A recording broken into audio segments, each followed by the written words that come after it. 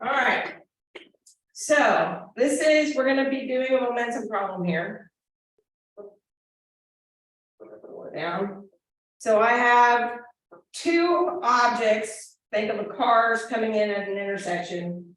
Except now we're not doing it in one dimension. So we are actually, I'll double check and make sure I've got everything working. Yeah, it's doing everything it's supposed to. And we want to know the final velocity and we want to know the magnitude and direction. Remember, we've got vectors here. Vectors have magnitude and direction. And what was nice about going and dealing with energy is I didn't have to worry about magnitude. I still got magnitudes, but I didn't have to worry about the vector nature of my object. So we're really wanting to make sure this. So we still have conservation of momentum. That's not going to change.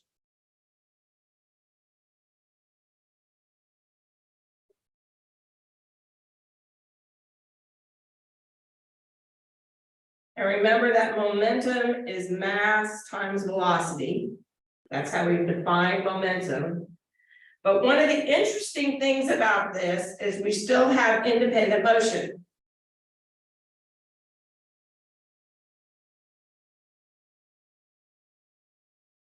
So the independent in X and Y, I still have independent motion. So you can set up a table and you can look at the momentum before.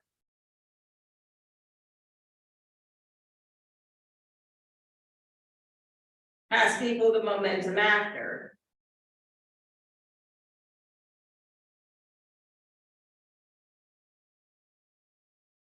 And what we're going to say to simplify this is that when we have our collision, these two things are going to stick together and they're going to move off in this direction. So they're going to stay stuck together. So we are going to, because they're stuck together, this is an inelastic collision.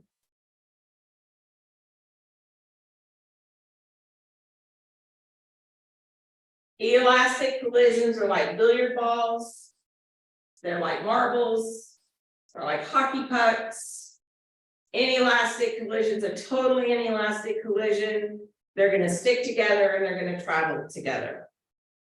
So if I'm going to look at my X components, and I look at my figure, I'm going to have the mass of object 1 times the velocity of object 1 is going to be the mass of object 1 plus the mass of object 2 and the velocity in the X direction after. I don't have the mass of volume 2 or the mass 2 or the velocity 2 because those two are strictly in the Y direction. So I can look at my Y component and the mass 2, velocity 2. And I have mass 1 plus mass 2, velocity Y after. So I can actually calculate what velocity X is and what velocity Y is. So let's do that.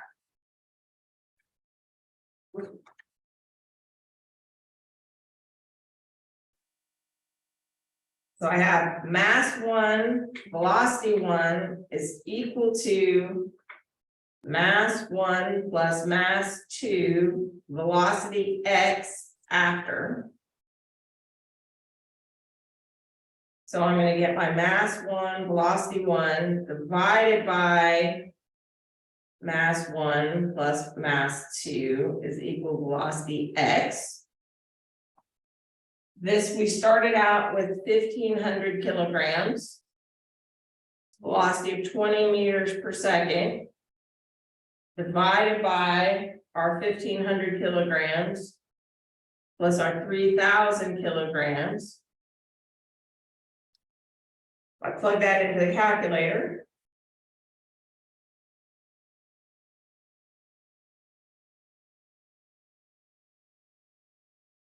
This gives me 6.67 meters per second.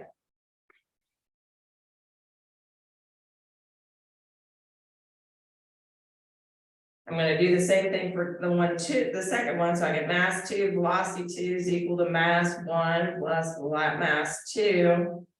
Velocity y after.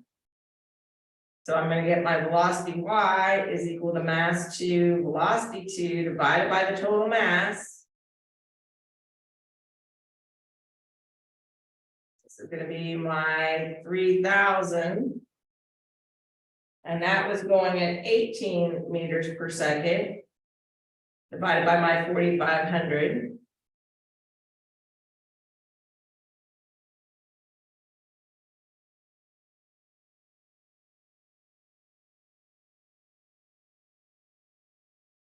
And this gives me 12 meters per second. Now we can use our vector understanding because there's my vector.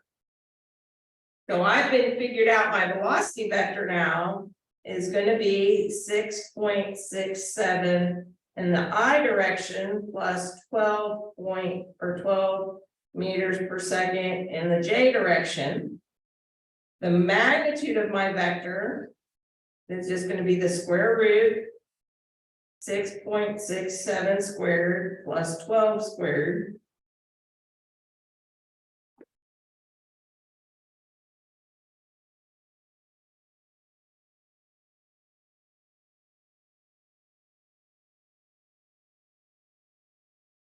Gives me 12.3 meters per second. So I got 12.3 meters per second. If I want my angle, that's just the arc tangent of my 12 divided by my 6.67.